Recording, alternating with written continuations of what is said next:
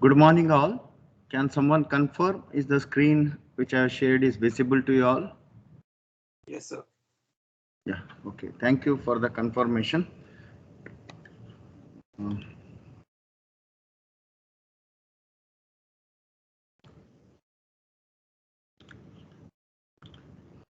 Okay. So in our previous class, we were discussing about the strain life approach related parameters, and we have discussed the monotonic, cyclic, and hysteresis loop behavior of a material. So what we have discussed is a monotonic, that means simple tensile test behavior or simple compression behavior. Okay. Then we talked about CSSC, that is a cyclic stress strain curve, which is derived from the hysteresis loops. So we talked about hysteresis loops, and then by connecting tip of all the hysteresis loops, the curve similar to the monotonic diagram, what we get, that is what is our cyclic stress strain curve, CSSC in short. So this is what we have seen, and then we have also obtained the expression for the total strain. So total strain is elastic plus the plastic strain part, and we know that elastic strain within the Hooke's limit, it is sigma by E, and the plastic stress strain, that relationship what we get is sigma by K to the power 1 by N in case of monotonic properties. If it is a CSSC property, cyclic stress strain curve properties, then we write K dash and N dash. If it is a monotonic related property, we indicate K and N. So through this, we have obtained the expression Ramberg-Osgood equation for the total strain amplitude. So we have total strain is sigma by E plus sigma by K to the power 1 by N, the Ramberg-Osgood equation. The same equation if we write for the CSSC curve, epsilon is equal to sigma by E plus sigma by K dash to the power 1 by N dash, and the corresponding hysteresis loop, the strain amplitude hysteresis loop equation, delta epsilon by 2, strain range by 2 is equal to, we have delta sigma by E plus here delta sigma by here 2, because we are talking about amplitudes, delta sigma by 2K to the power 1 by N. These are the three equations which we have obtained, and if we want to plot these equations, whatever these equations over the graph, these equations represents the behavior of the material, strain and corresponding stress behavior of the material. You know the monotonic behavior of the material. For example, this is monotonic behavior. Then CSSC curve can be obtained once we have the hysteresis loop. So that CSSC curve we can construct from the hysteresis behavior of the material, and the CSSC curve can be either follow the same path as that of the monotonic curve. Okay, if the CSSC equation, CSSC curve, cyclic stress strain response of the material in general, it is nothing but the stress strain response of the material whenever you conduct the test.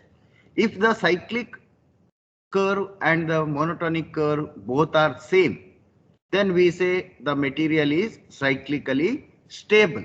Cyclically stable. There is no changes is happening in the stress strain response of the material, even in the cyclic case. But it is not the most common phenomena. Most often what happens is either we may get the cyclic stress strain curve. Elastic part, it may be same, or most often elastic part there is not much change, but as we go away from the elastic part in the plastic region, Either the CSSC curve can go above the monotonic curve or it can go below the monotonic curve. Okay. And in most practical cases, I'll draw with some other color. Okay. Most practical cases, what happens is the cyclic stress strain curve properties, sometimes it is initially above the curve and then after some time it will change to the lower side from the monotonic behavior. So this is what we are going to talk here with respect to cyclic hardening and softening. Okay. So what is meant by that is defined by these curves: cyclic hardening, cyclic softening, the Bauschinger effect, all related to the corresponding behavior of the material. So Bauschinger effect defines why the material undergoes softening or hardening. What is meant by that? Okay, the principle is explained by Bauschinger long back in the 18th, early 19th century. Okay. So let us look into that. Whenever we subject a material to the cyclic load, there is a phenomena. A material will show a behavior different than that observed in the simple static test. This we know because of our previous knowledge now. High cycle fatigue we have studied. We have used the different equations related to the cyclic stress strain property. But why this different phenomena? What is that different phenomena we are observing in case of cyclic loading? Let us look step by step. So reading is there, you do it later. First look onto the figure. Here. Initially, the component has been subjected to some tensile load. Okay. And the material is started to yield somewhere here. Let us say this is the yield point of the material. We have not yet gone to the cyclic monotonic case. You are just started your tension test, for example. You have started your tension test. The material is yielded.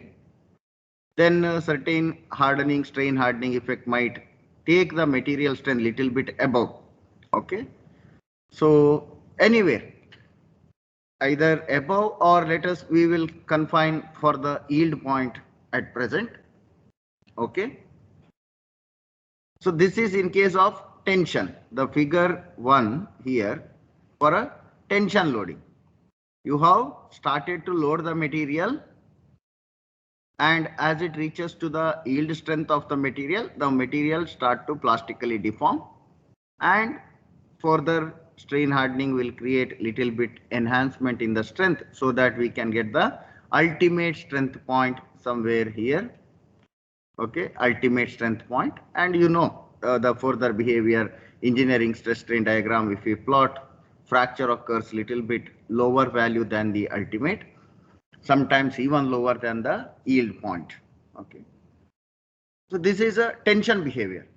Next, consider the figure B here, second figure, which is done for a compression. Test. So you take a fresh specimen. You have done in your first year workshop compression testing, even in the strength of material lab compression testing, but there you did compression testing on wood, maybe along the grain, across the grain. Here we talk about metal. You take a metal sample and start compressing it, compression. So under compression, after reaching to the yield stress value in compression, the material start to flow now. If it is a ductile material, under compression, what you get? You get the sheet malleability property under compression. Malleability, material flows. in all direction. If it is not constrained in any direction, it will flow in all the directions under compression, flattening operation. Okay. So materials start to yield in compression when the applied load crosses the yielding in compression. Further, the similar phenomena as you observe in your tensile loading case. Same curve you are going to find. Similar behavior rather than saying similar behavior. Okay. Same values you will not get because tensile strength of the material is different, tensile behavior of the material is different, compression behavior of the material is different. If we consider a ductile material which is having high tensile stresses, high tensile strength, under compression, if it is a sufficiently long piece, then it fails by buckling. It will not even undergo compression. Okay. And if you make a small enough piece, very small enough piece, still the compression strength is much higher. It undergo malleability, the sheet formation. If you consider a brittle material, its tensile strength is not that great, but its compression strength is too good. So when you pull the brittle material in tension, the magnitude of the stress reached could be lower than the strength what you get in compression load. But the behavior of the SN diagram, stress strain diagram, sorry, SS diagram remains the same, similar performance you are going to find. Similar points, how you write yield strength, how you write ultimate strength. So same is also there for compression. Same are also there in case of shear. So this is what you must be aware. Many a time people will tell when yield means always yielding under tensile load. No, that is not a necessity. See, there are three basic. Please recall your knowledge if you have forgot from the strength of material or basic mechanics. Three basic ways of applying load on a material. Applying load on a material. How? One is tension. You are going to pull the material. Tension. The second one is the compression. Compression. The third one is the shear. Now under shear, you may apply direct shear or you may apply the torsional shear. So this is subcategory. Some might wonder torsion is there. Torsion is under the shear category. Okay. So shear stresses are only going to generate in the material under torsion. So basically there are three loading possibilities. Mechanical way of loading. Mechanical way of loading a component can experience. Either you pull the bar or you compress the bar or you subject it to the shear. You have done shear test on a bolt in case of some lab. Double shear, single shear. You have done that. So that is direct shear. You have also done the torsion of shaft. So you know about these phenomena. So under all these cases, you are going to find the similar stress strain diagram. Whether it is tensile loading case, whether it is compression loading case, whether it is shear loading case. All the cases we can plot the stress strain relationship, the behavior to the applied load, corresponding nature of applied load to the corresponding nature of the strain. You can also plot shear stress by shear strain diagram. Okay. So these are all the cases. Now from this, we will get various strength points. What is the tensile strength of the material? What is the tensile yield strength? What is the tensile ultimate strength? What is the compression yield strength? What is the compression ultimate strength? What is the shear yield strength? What is the shear ultimate strength? So like this, any points can be obtained. Whether it is elastic point you want, whether it is the failure point you want, any points can be obtained from the curve. But we can generate the diagram in the same fashion. Now, coming to the next. Now this is a behavior under monotonic case. You just applied a static loading, just started to pull a material. Now what Bauschinger says, what Bauschinger has observed, I will plot his theory here at side Okay. What Bauschinger is told is apply a load first. Apply a load in any direction, either compression side or tension side. Let us talk with the tension side. Apply a load on the material in the tension side. Tension side. Okay.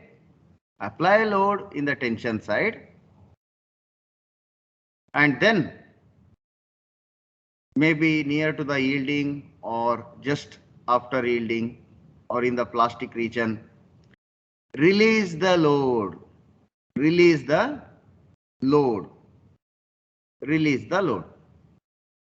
So apply a load in one direction up to a defined level. It is depending on the material. Okay. And then release till it goes to the 0. And after that, what happens? After that, start loading in the opposite direction. Start loading in the opposite direction. That means compression. So we are going to apply here cyclic load. So we are planning to apply cyclic load. Apply load from 0 to maximum, some maximum depending on the material. Then release it, come back to 0. Now once you come back to 0, apply load in the compression side. Apply load in the compression side. Okay. And then release it to 0. Then this cycle we can repeat. Okay. Now let us talk about only one cycle. Initially you have applied a load. Okay. Okay. You have applied a load, tensile loading, till a defined amount of the compression. Plastic deformation. Okay. After that, you have released the load, went back. So stress in the material is released. Elastic part recovery is there. Plastic part cannot be regained. You know this distinction. Plastic part and the elastic strain part. So this is strain versus stress diagram. Stress strain diagram only. Okay. And then load it in the compression side. This is the loading path. Okay. Load it in the compression side. Now what you observe is, what Bauschinger is observed, or when you try the same experiment, what you observe is material will yield in the compression side. Now material will yield much before than its actual compression yielding strength. What you observe in the figure B. That is what is his statement. Very simple. Load it in one direction. Let us take in the tension, for example. Load it in the tension direction. You can see the figure C here. Right now I am highlighting with red color. Figure C. Load it in one direction beyond the yield point, maybe in the yield to ultimate region. Okay, somewhere here we have stopped, maybe up to point P. I have applied a load in the tension side. You have started to pulling a material. Stop there and now release the loading and then applied load in the compression side. You have started to compress. Now what you find is, you can observe this point, cutoff point. Okay. What you find is materials start to yield. Materials start to yield at a stress value much lower than the actual material strength in that direction. Okay. This is what is Bauschinger effect. This is what is Bauschinger effect. Okay. Here statement is given. Now you can read the statement. Direct reading may confuse you. Now you have the understanding. Now you can read. Bauschinger effect refers to the experimental result, or experimental rather than result, I will say experimental observation. The real practical observation. When you say experimental observation, the practical scenario. After a certain amount of forward plastic deformation in one particular direction. So here you ignore one of the word. Either you take this, I will put in the bracket. If you are talking about tension, let it be tension. So after a certain amount of forward plastic deformation in tension, you have started to load the material. This is what is this much statement means. After a certain amount of forward plastic deformation in tension, now when you release the load and take it back in the compression side, the material will yield at a lower stress when direction of yielding is reversed. That means I was pulling in a particular direction, went into the plastic zone territory, and after that I'm releasing the load. That means I'm reversing the loading pattern, coming to the compression side, reverse the loading pattern. Okay. And now the material start to yield at a much lower yielding stress level than its corresponding strength. If you have not reversed the case, if you have only loaded in the compression direction, on the material initial itself, then material yield strength, monotonic, I will write to M, monotonic yield strength is much greater than what you find the yield point for the material at the defined value. This is what is the statement. I have broken it for the simplicity. If anyone has a doubt, please ask me if you have not followed the explanation. This is one of the beautiful effect you find in the material. This is the real effect Bauschinger has noted. Wonderful effect in material. Most of the material show this phenomena. That is why under the cyclic loading, you see with every gradual cycles, the material strength is going to deteriorate. Now, if you take again above, after yielding in this particular compression side, so maybe this is the yield point. After yielding in the compression side, now you are going to take it to the next tensile load. Now material start to yield somewhere for here rather than reaching to the previous value. So every time when you do this compression tension, material start to yield at a much lower value than its actual strength. Okay, material start to yield much early than its actual strength in the monotonic load when this reversed type of loadings are there. One tension, one compression type of loading is there. Then we are only pulling in the single direction. So this is what is known to be the Bauschinger effect. Okay. Now, does all the material show the same behavior? No. Not all the material, depending on various factors. What is the material? Whether it is an alloy.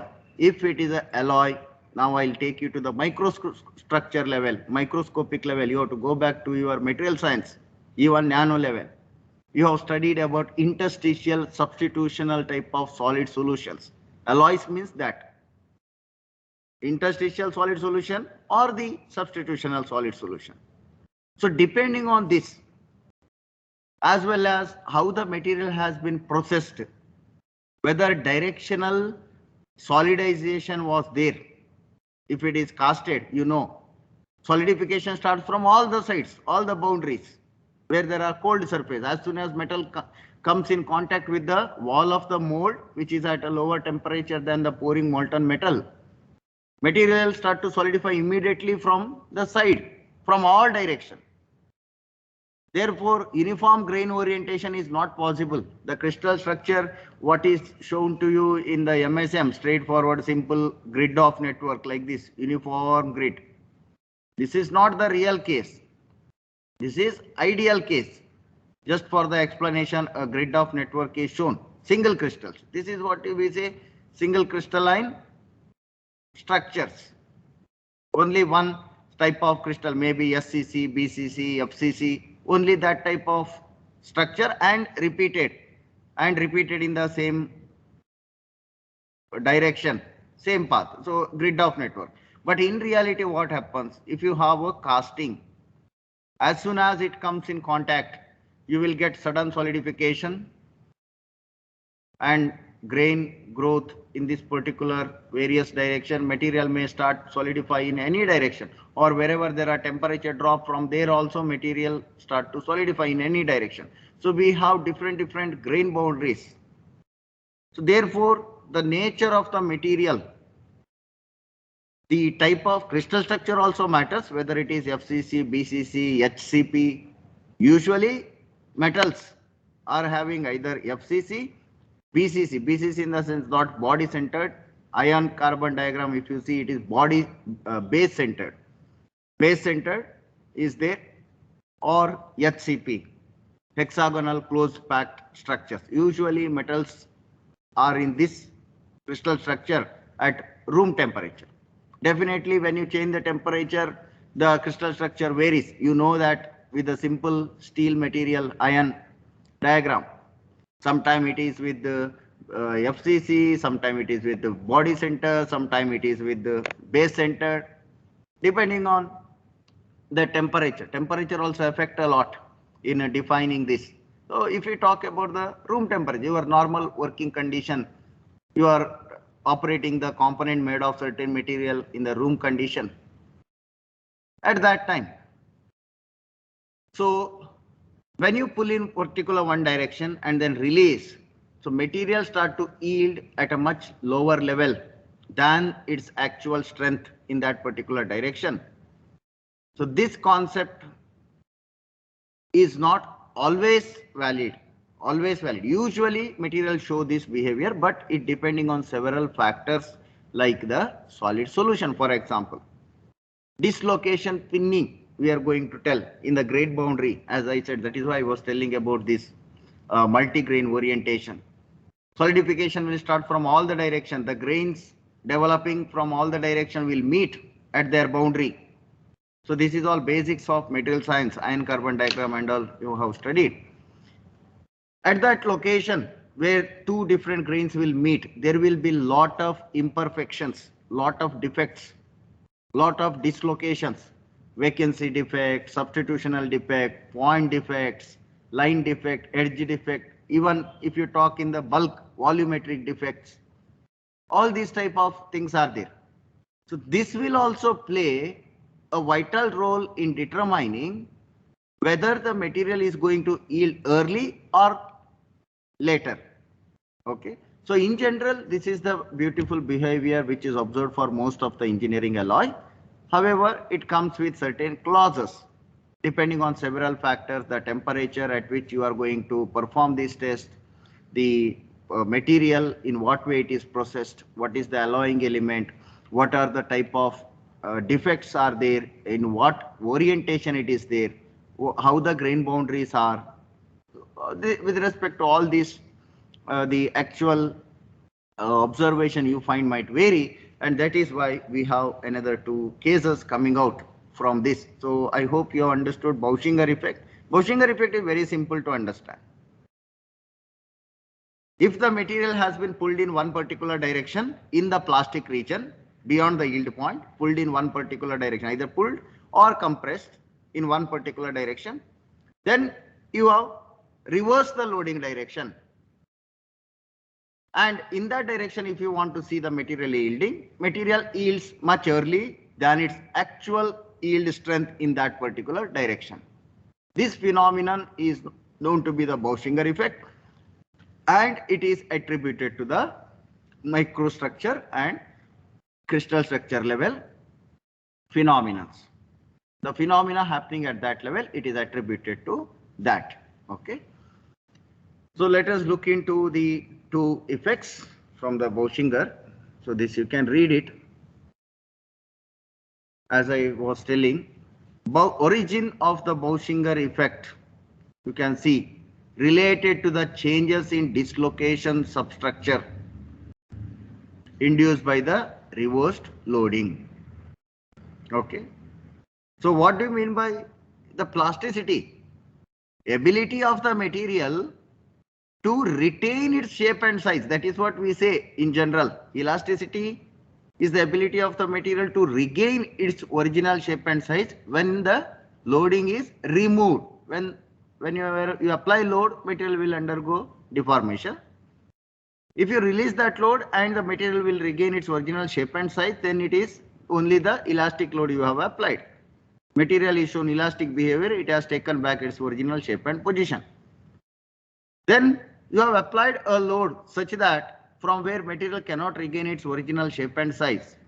That is what is meant by the plasticity. Or in other way, we may say that it is the ability of the material to retain the deformed shape, to retain the manipulated or altered shape.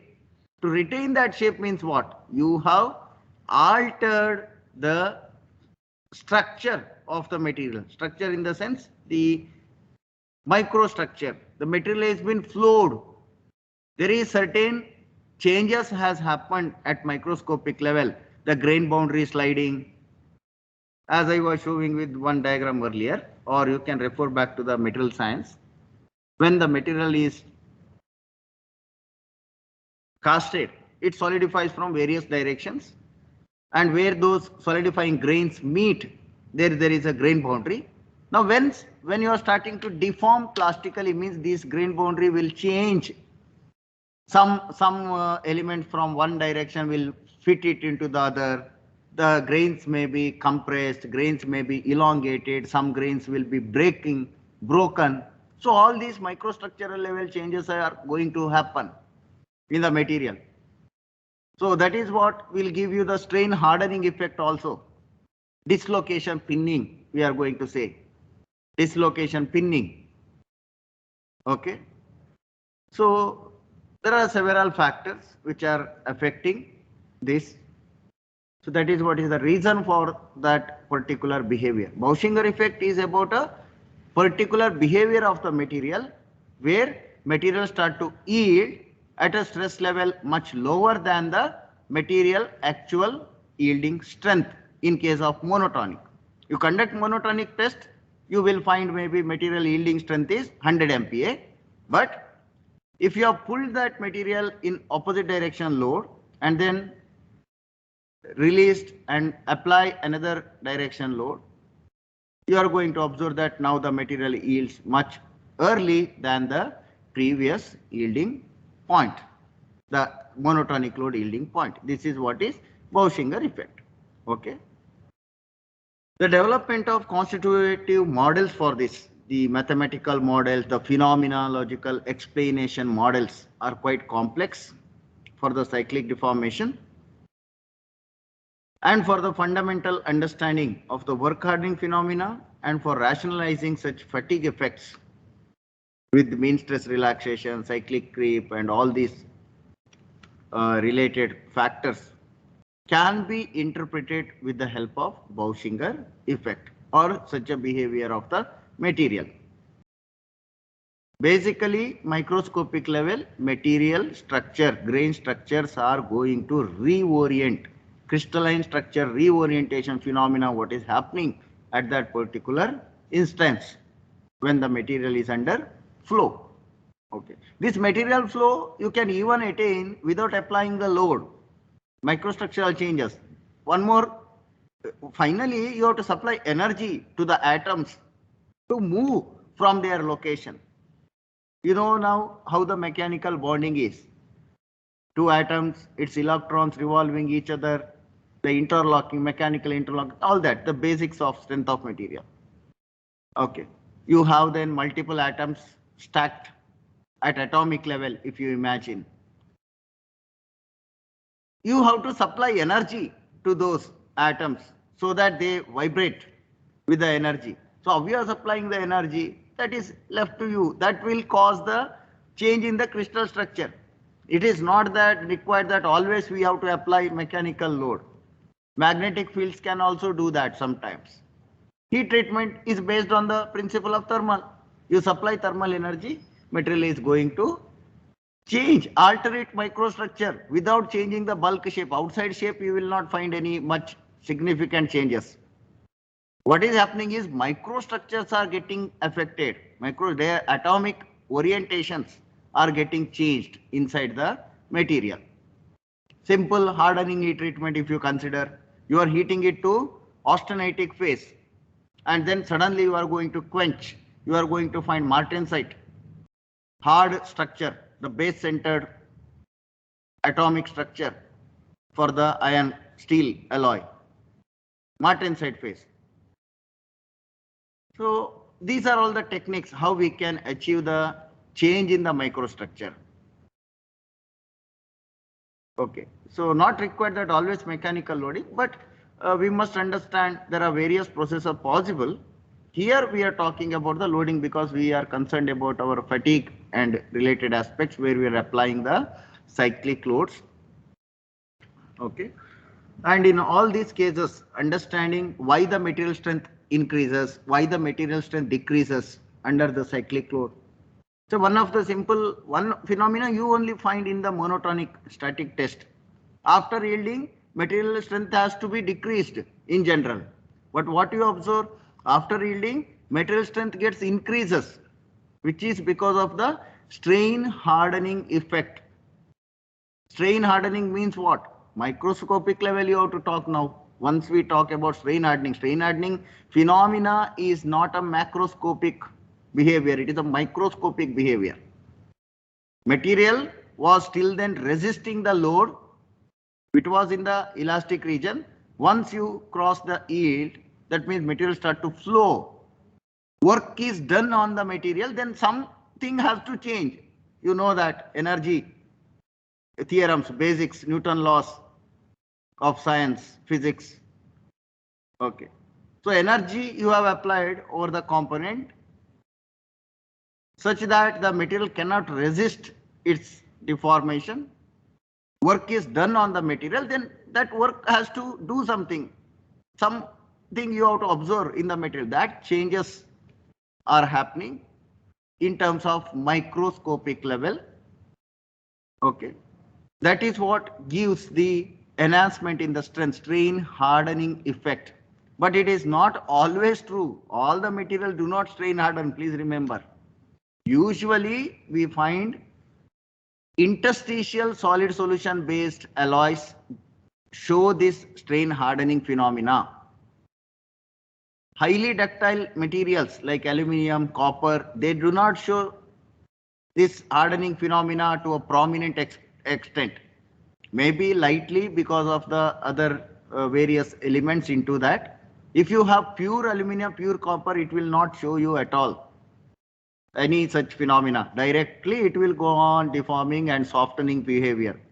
Okay. But if it is with certain alloying elements which can form these carbides or nitrides, or which can form certain interstitial site dislocations, that will enhance the strength of the material after yielding. Okay. But all these are quite complex phenomena, work hardening phenomena, the mean stress relaxation phenomena.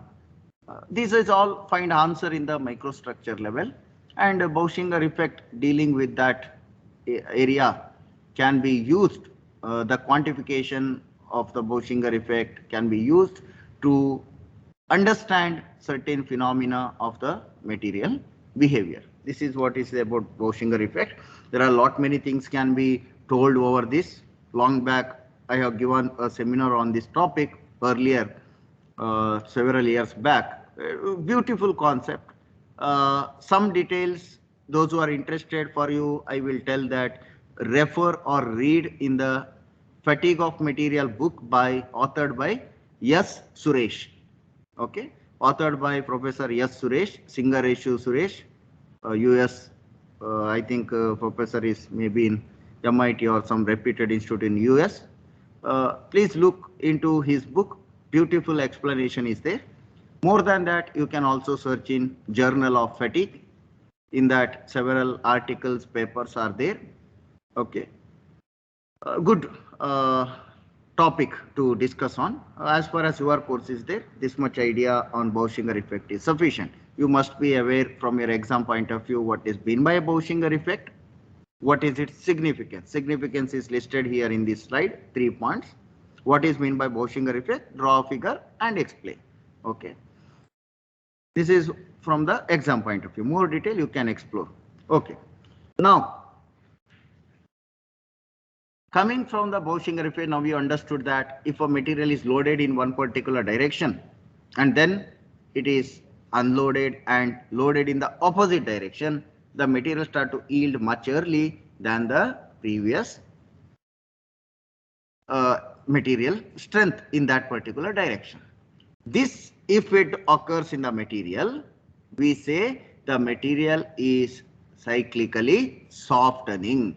Material is cyclically softening. The reverse can also happen. Reverse can also happen. Okay. You have pulled a material in one particular direction, then you have released, and then you applied the opposite load. Now the material may not yield at a point where the material earlier strength was there, cutoff point was there. Material strength might get enhanced also. In that case, we say material is cyclically hardening. So that is what is explained in these figures here. Okay. Look carefully into the figures. Once here is shown stress controlled approach. You please look for the axes. What is the term which is mentioned? Axis, sigma, load based. This is nothing but SN approach based, load based control. Stress is controlled in the material. You apply 100 MPa, for example, you apply 100 MPa in the tension, you apply 100 MPa in the compression. This cycle you are going to repeat 100 MPa only, constant 100 MPa. Now what is the Borschinger effect says? When you are loaded in one particular direction in the yielding region and then you have released the load in the opposite direction, material is going to yield at much lower value. So what happens to the strain then? The strains in the material need to increase. If the strains in the material going to increase, then we say it is cyclically softening. Under every cycle, material is going to soften. So that behavior is observed here in the below figure. Strain is going to increase with every cycle of load controlled. Strain increment, you can observe strain increment. Material is going to soften, strain is increasing. Here above, in this case, you can see with every cycle, the strain rate is decreasing. Strain rate is decreasing. That means material is hardening. So here you have hardening. So you need to read the figure, not just look into the figure. Okay. Figures are the best known communicating possibilities actually. Okay. Simple to consider, instead of talking or explaining your face or yourself in terms of words, you show your photograph, your photo. I look like this person will easily, understand. That is the way here. Figures in technical, even the engineering drawings, what you say, it is a language of engineers. Figures talk a lot. So we should read the figures. We should not see the figures. But unfortunately, what happens if we see the figure, we do not read the figures. Okay, so please compare, understand these topics here. First, in a plot, if it is a graph, first thing you have to look for the axes. What is marked where? What is x-axis? What is y-axis? These parameters you have to first look into. Once you look into, then start to read the behavior. What is that? Okay. Scale is important only if you are going to calculate something from that graph. Here we are not talking with respect to scale. Okay. So first, let us not worry about I will put a line here that I will explain later. Okay. So I'll write this left part and right part. Do not look into the right part at present. First, concentrate only in the left part. The first figure in the left part, figure 1, stress control. Figure 1, stress control. You have started to load the specimen 200 MPa, for example. That much stress is developed in the material. Till there you have loaded. Then you have started to unload. Then you have started to unload till 0. And now you have started to apply load in the compression direction to reach a stress level of 100 MPa. 100 MPa. Then again increase the load, and same phenomena you are going to do, cyclic loading.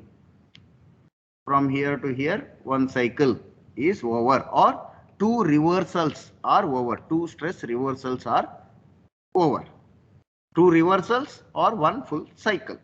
Okay. Now what is happening? Observe the material behavior.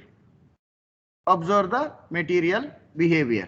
Look for the strain graph, strain versus time graph. With the change in the loading, stress you are maintaining constant here.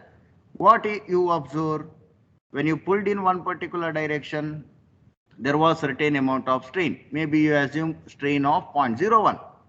When you compressed it in another direction, maybe you have observed the strain of 0.0, or let us reduce that, 0.009, for example.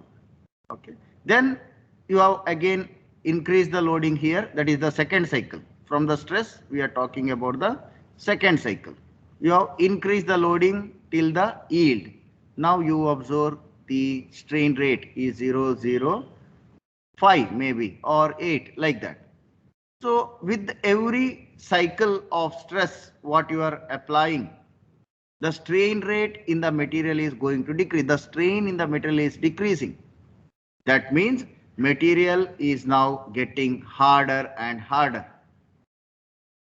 Material is getting harder and harder. This phenomena is shown with the hysteresis loop here. Hysteresis loop. Okay. Start from the origin. Start from the origin. Consider this first monotonic loading case. Monotonic loading. Here somewhere material started to yield. This is your yield point, sigma y. Monotonic load yielding. You have taken it till certain plastic limit, unloaded back, okay, and then started to compress in another direction up to this range. Okay. Now take it again for the second cycle. You can observe material started to yield much early than the previous value. Previous yield point was somewhere here. Now the yield point is somewhere here. Okay. So this phenomena is happening. This is what is the cyclic hardening effect. Cyclic hardening. Okay. Below figure, if you see in the left side only, below figure, what is happening? Cyclic softening. Cyclic softening. The opposite nature behavior is observed. Okay. Let us look into the right part now. In right part, what we are doing? Previously, we have explained by controlling the stress.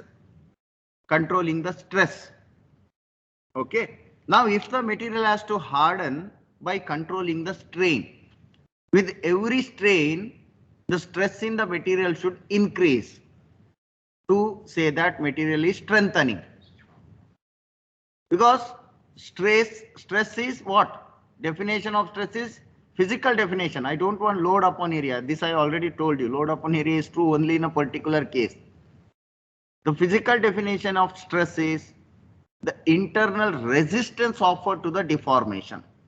Internal resistance offered to the deformation. This physical understanding is important. Look into the right part, right side figure. Okay.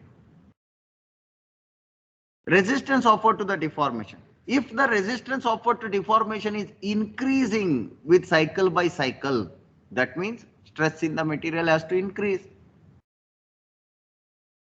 Okay. That then we say that it is cyclically hardening. So right side part, the figures are shown for a strain controlled test. Strain controlled test. Right side part. Left side part is for a stress controlled test.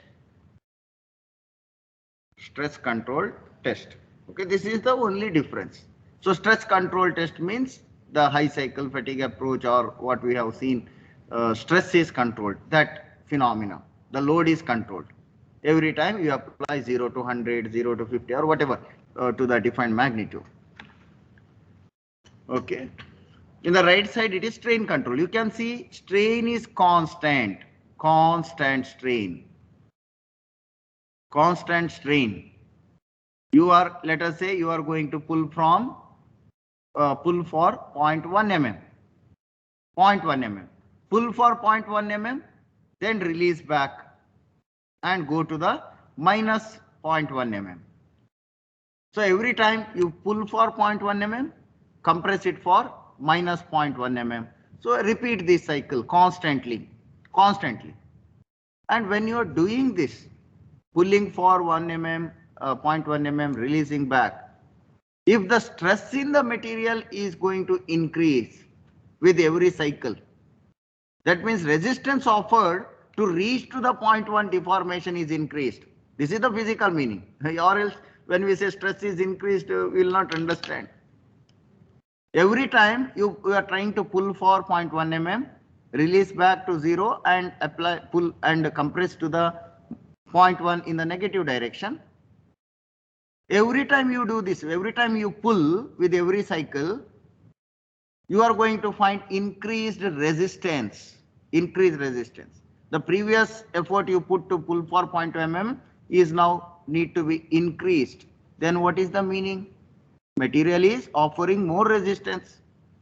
The resistance offered by the material is stress.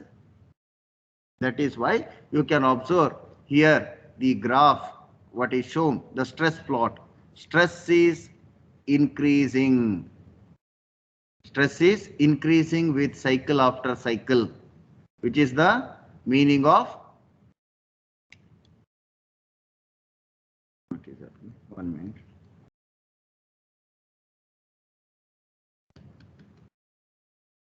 Okay. So stress is going to increase cycle after cycle. Then we say material is hardening in case of strain controlled test. Okay. In case of strain control test. So corresponding hysteresis loop, you can observe strain is maintained constant. You can see strain rate is constant. Strain rate is constant. The stress value is increasing cycle after cycle. You can see the initial up to here. This is the stress value. Next, you are going to apply load till the same strain. Come back to the next cycle. See, this is the stress value. Third cycle, this is the stress value. To reach to the same deformation, the stress in the material is going to increase. This is what is cyclically hardening behavior. The below figure in the right side is the cyclically softening behavior. With every constant strain rate, say you are pulling from point +1 to point -1.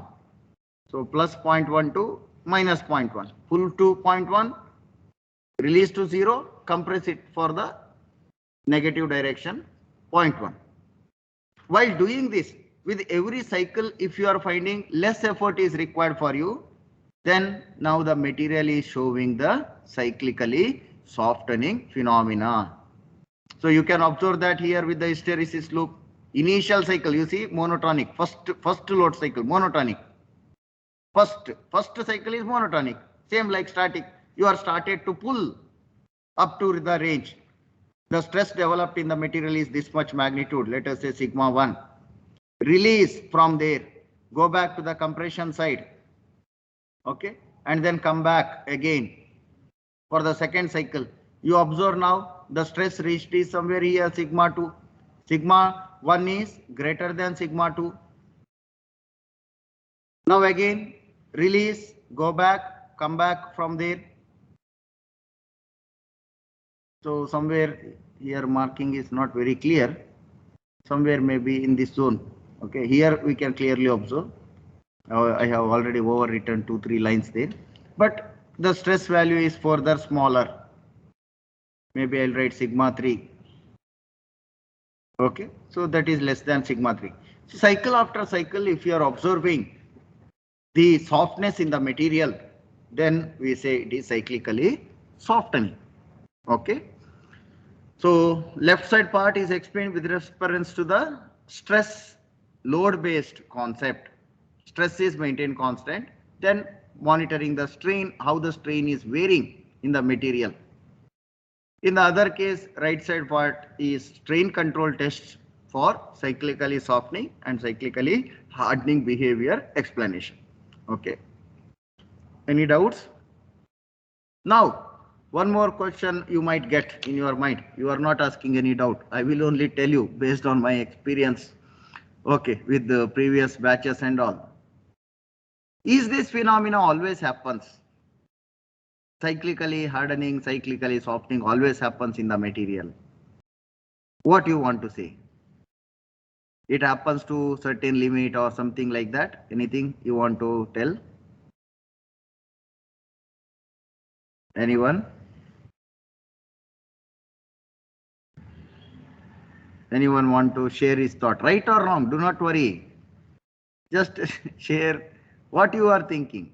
Do you think with every cycle after cycle in the material, the same behavior is continued throughout, or cycle after cycle, once material up to certain cycle, the metal may show hardening, and after certain cycle, metal may show softening? Do you expect that type of behavior, or after certain limit, whether it is cyclic hardening, cyclic softening, it undergoes up to certain limit. After that, there is no hardening, softening, material is going to show the same behavior. So there are three options I have given to you now. What do you think? Which one could be the possibility? Or whether such thing exists or it do not exist? A random guess you can do. Anyone want to come forward? So probably there might be a limit to a limit for the number of cycles that you can experience cyclic hardening and softening. Correct, correct. Very good, very good. Good. Yeah, that is your guess. Very good. Anyone else? Sir, after certain while a material will show different properties because after cyclic loading, the the atoms might uh, change their location because of Correct. stress. Okay, okay. Rightly said. Yes, yes. Correct. Yeah. Anyone, one more person want to share?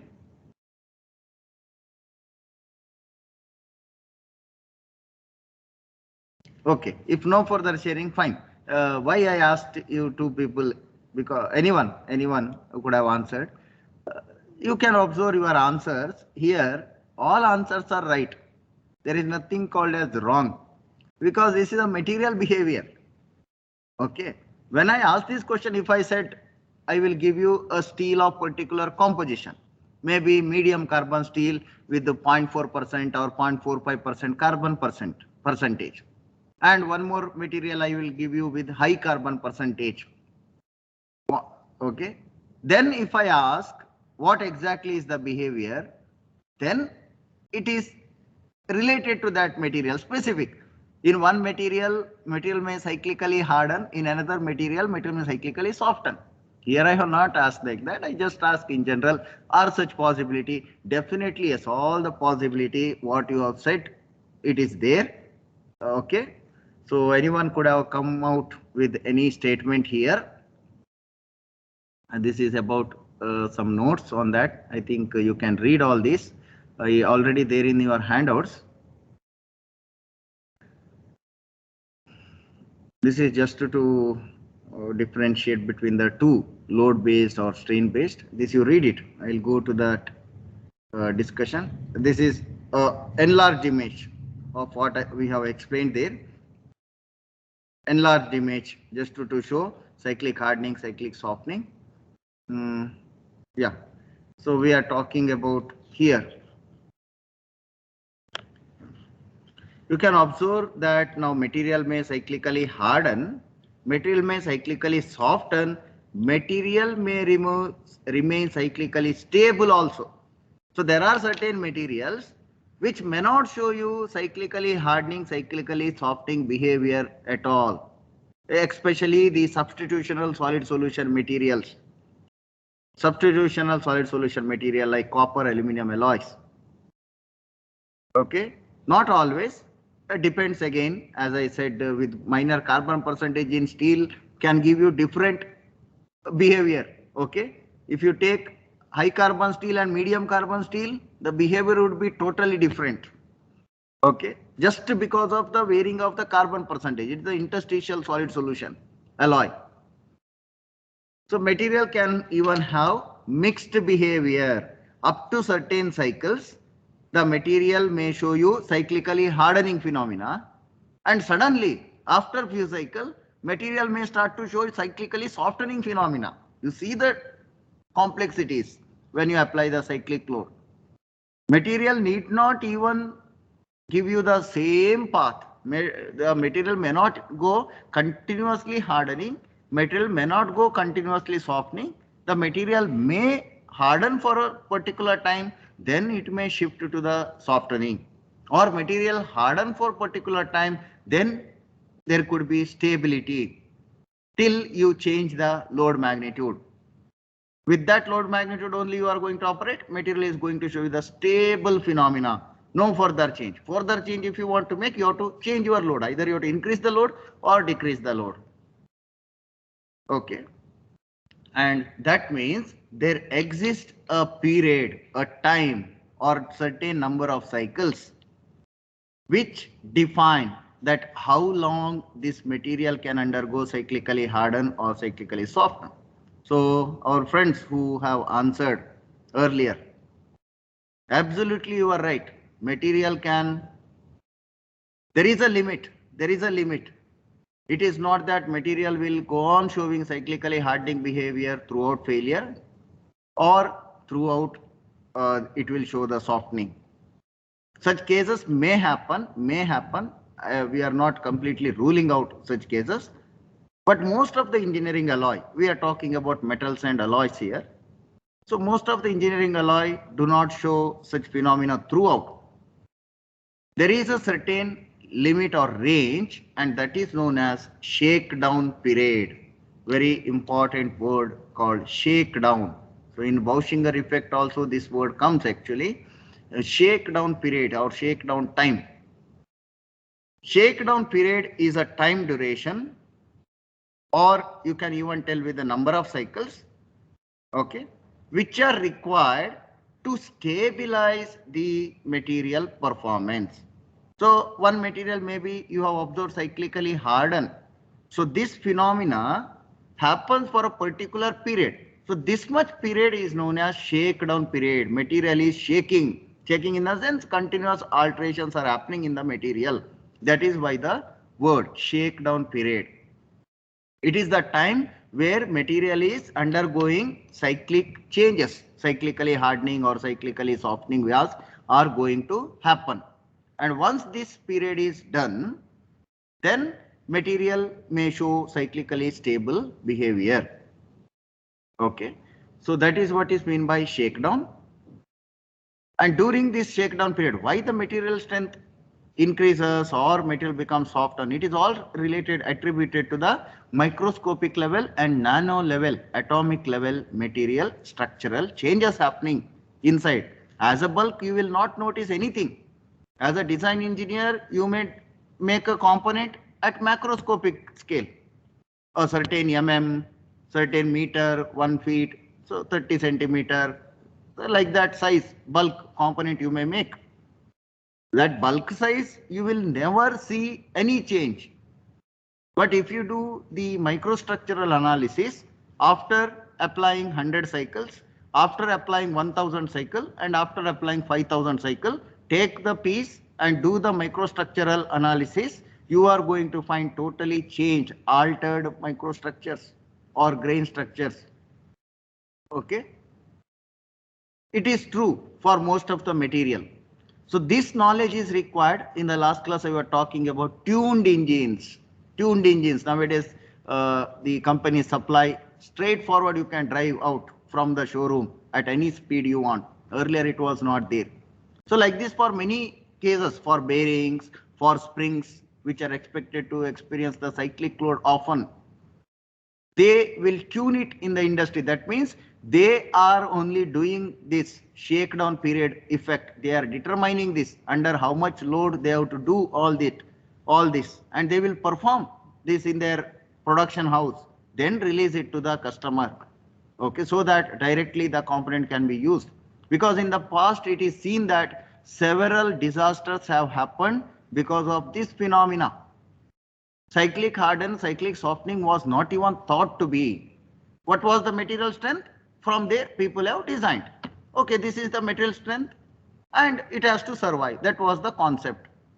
But many disasters happened because under cyclic load, material showed different property.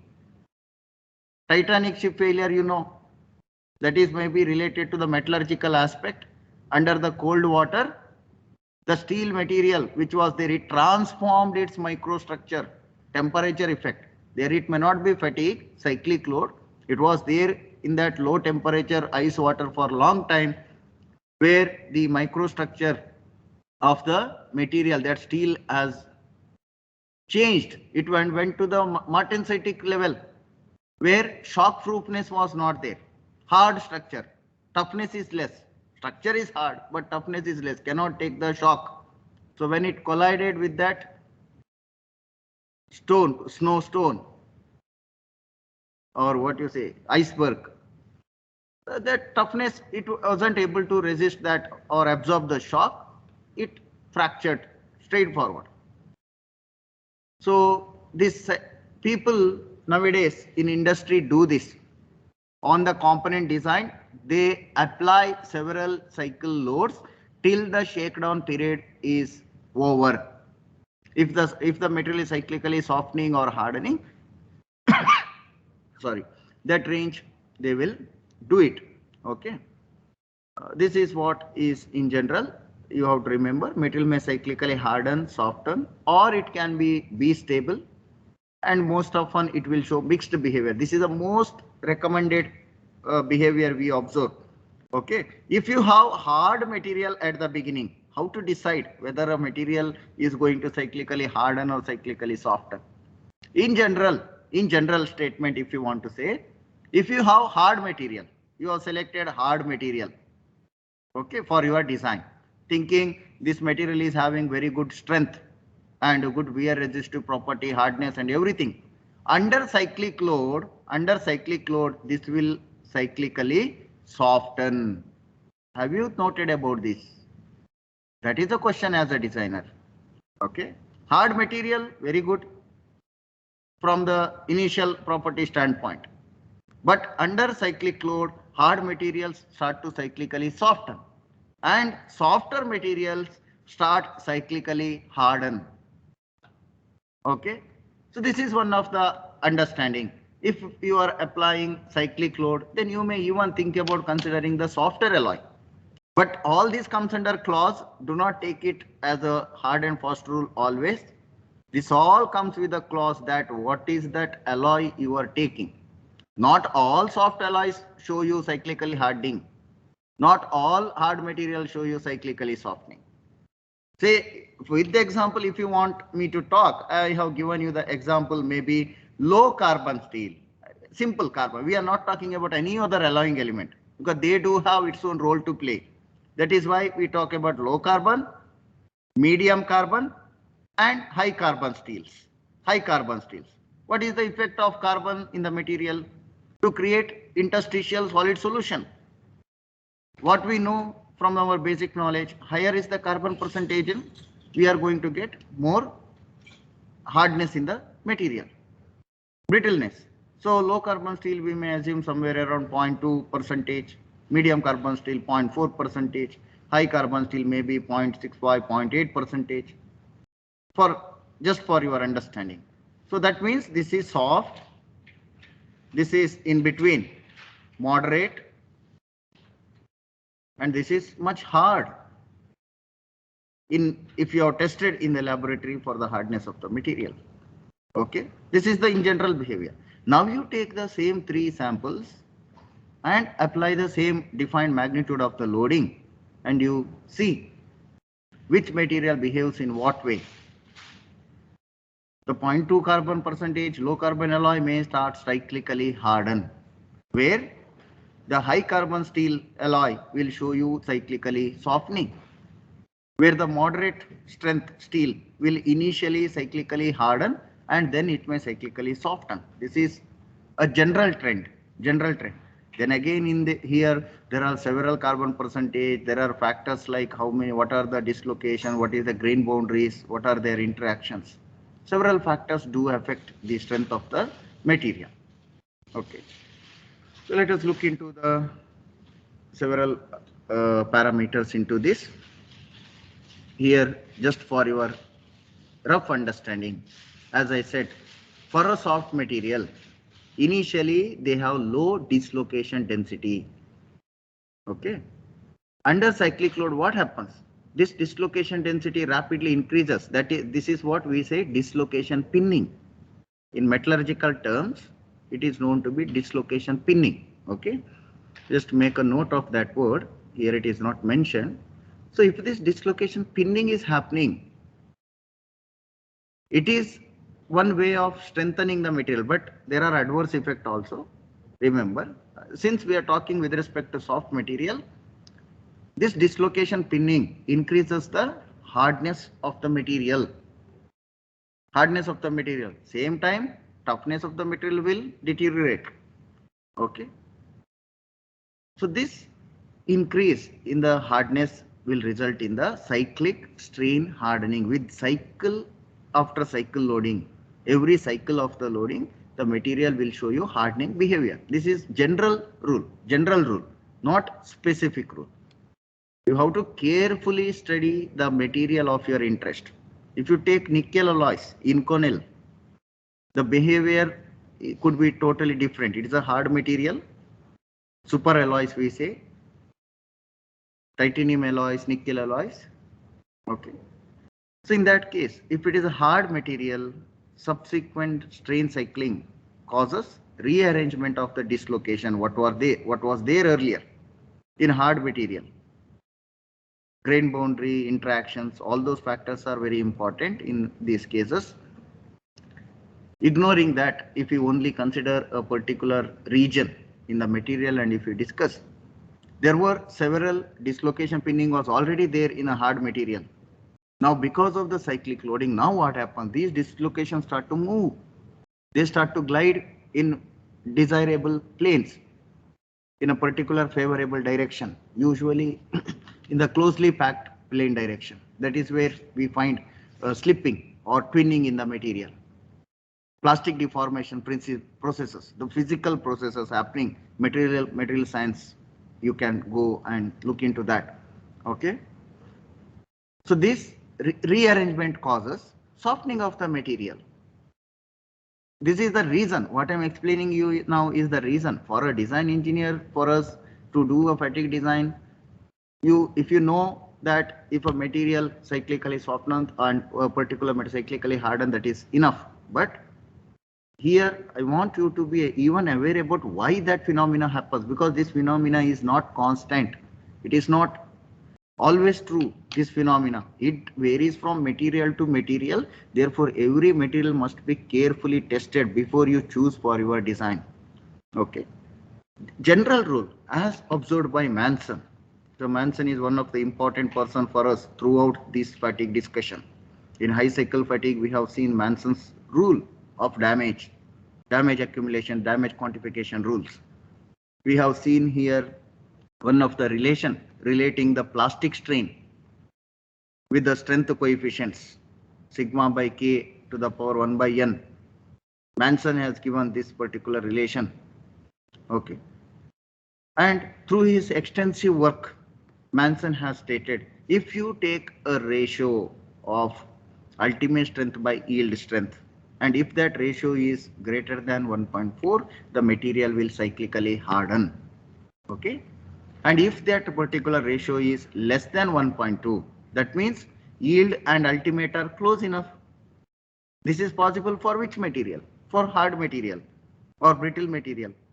There is hardly any differentiation between the yield and the ultimate point.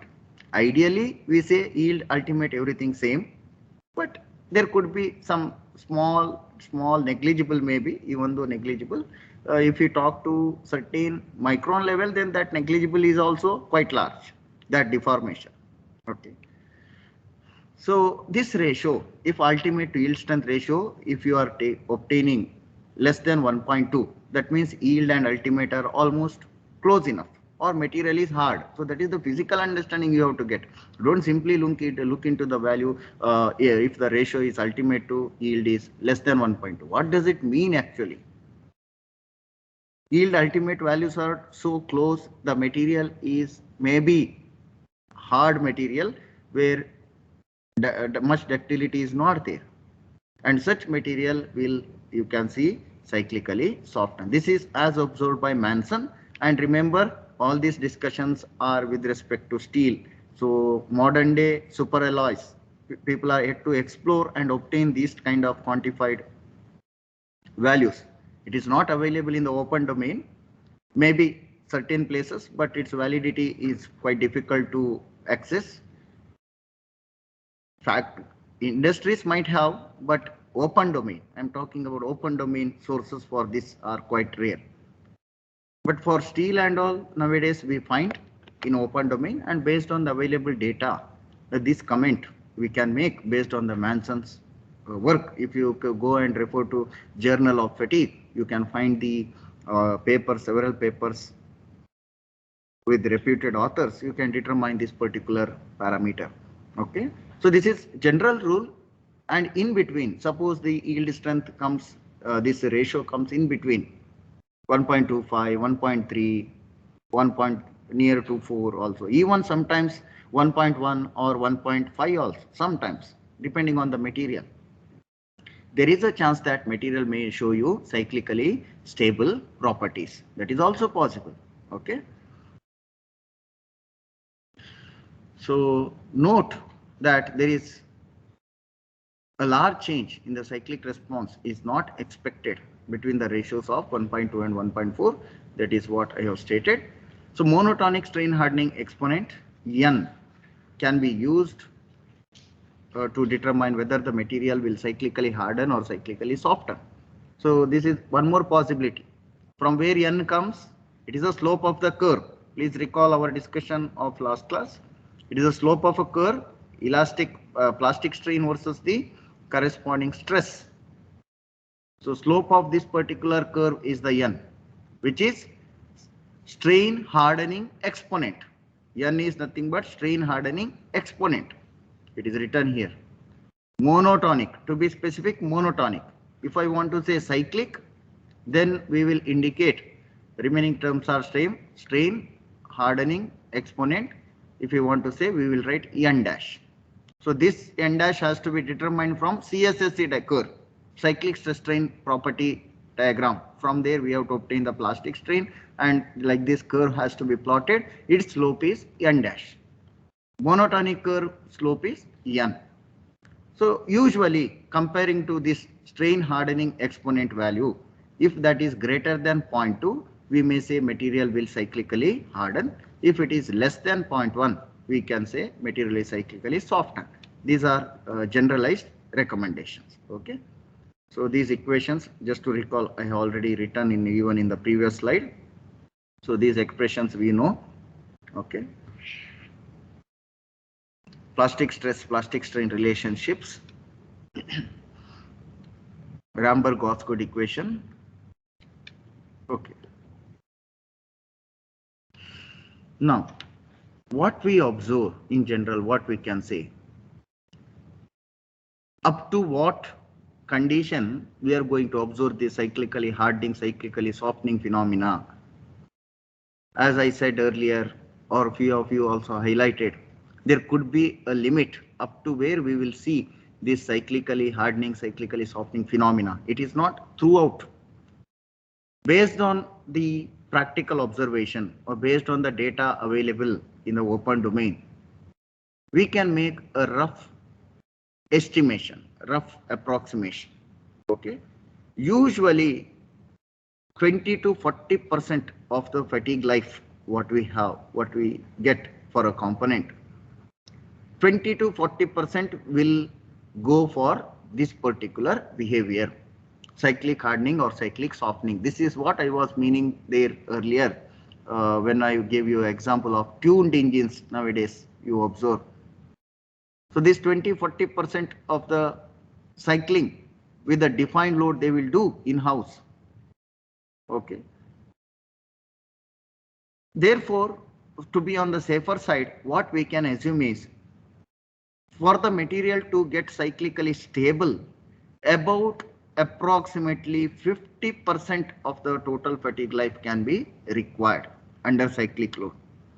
This is true for most of the materials. Okay, that is what is known to be half-life. So there could be a customer requirement many a time for the organization that supply the material with the so and so specific condition or half-life treated specimen. This you will find in the industry several times in the specification. Supply a component which is tuned for half-life.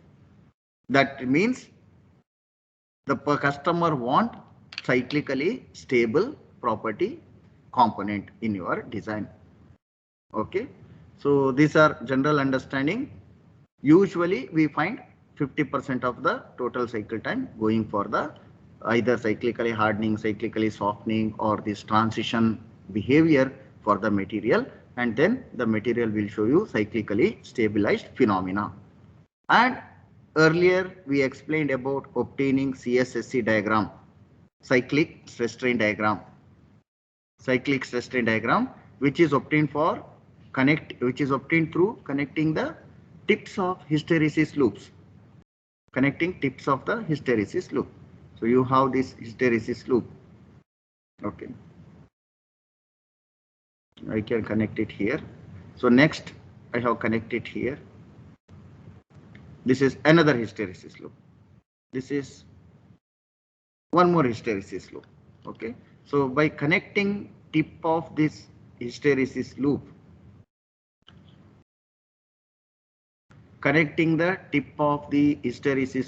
we will get the CSSC diagram, cyclic stress strain diagram relationship. Okay. Now this diagram must be constructed for stabilized hysteresis loop. Please remember this term, stabilized hysteresis loop. Stabilized hysteresis loops. Okay. Very important to make a note. Here it is written also, stable or steady state cyclic stress strain behavior of the material. Now what happens, we'll go back once here. Okay.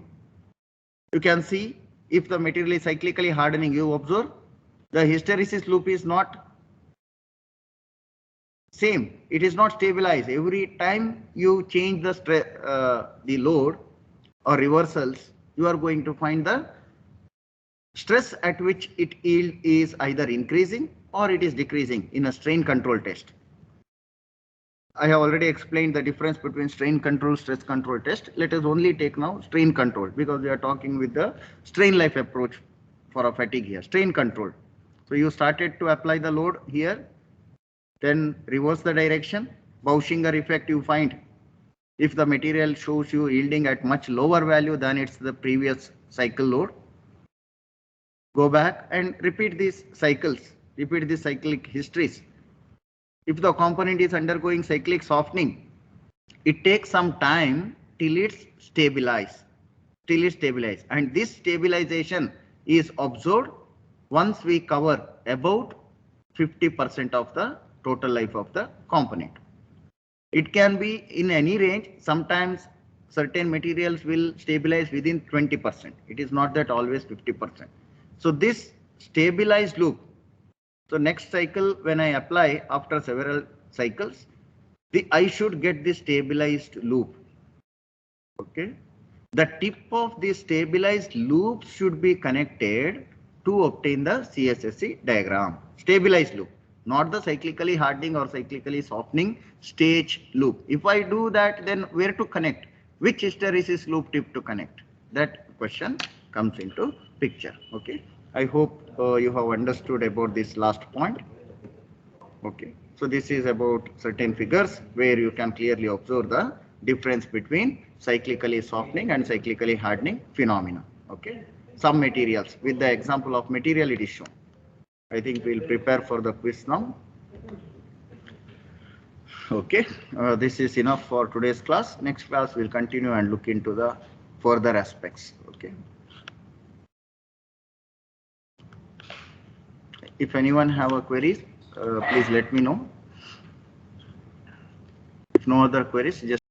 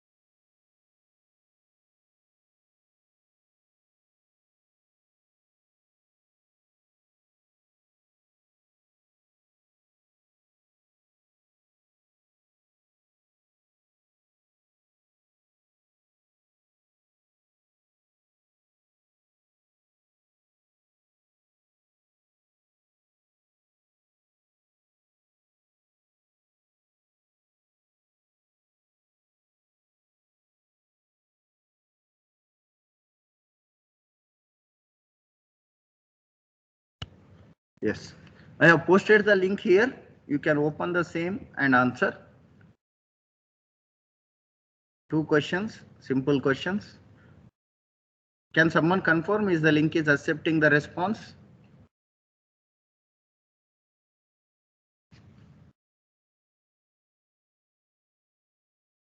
Yes, sir. Yeah, okay, thank you. Fine. Once you are done, submit it.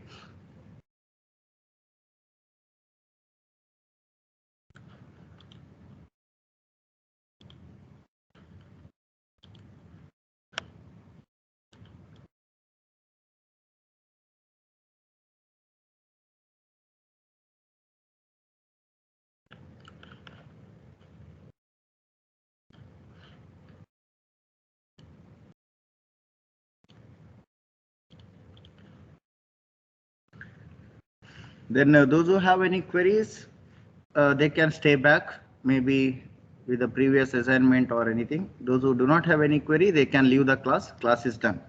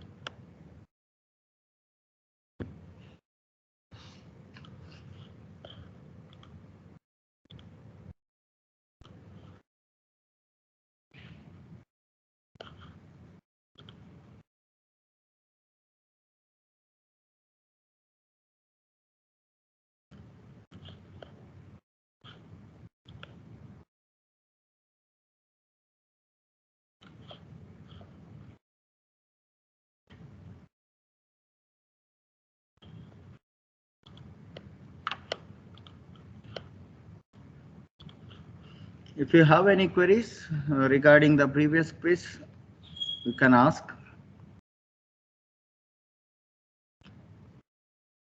Even about today's quiz. Once all submits, we can even discuss today's quiz also.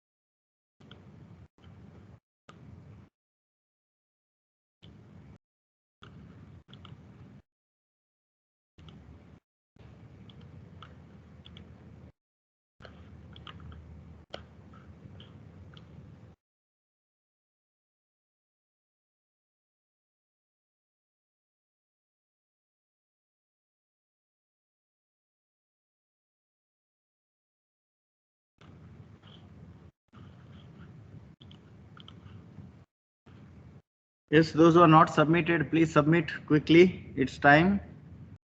Few seconds. I will keep it open.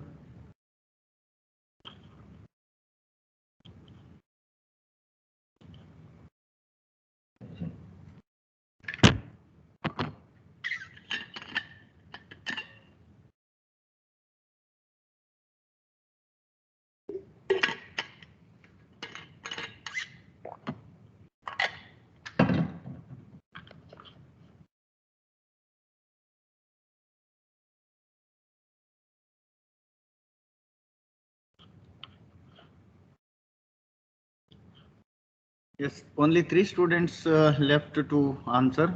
If they are here, please submit. I am closing the quiz.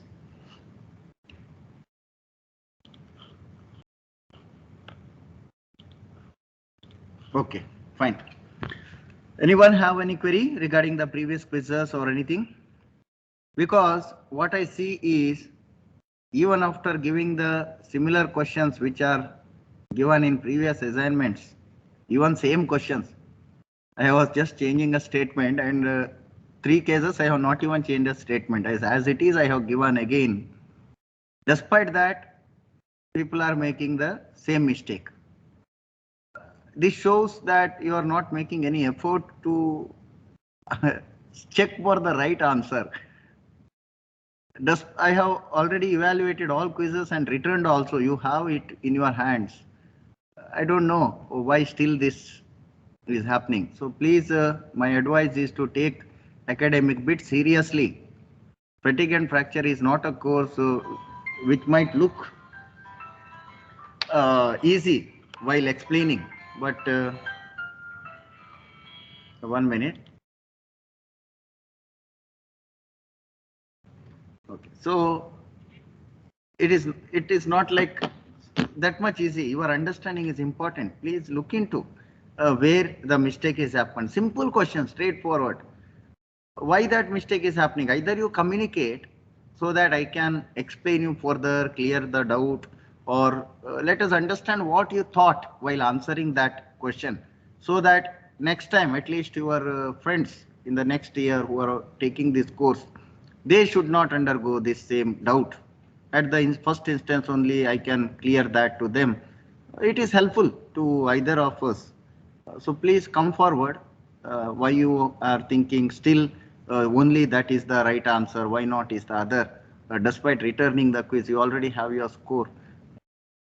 Today's second question I have asked 3 times in this Strain Life chapter, and we have only covered 3 classes. All 3 classes I have retained that question, and still I see that the answer is not exact. Okay, this shows there is something is missing. So please let me know where you are struggling and why, or why that confusion is. Okay, fine. Anybody else is having any query? Okay, if there are no queries, we'll end our today's class. Thank you all for joining for today's session. Have a nice day.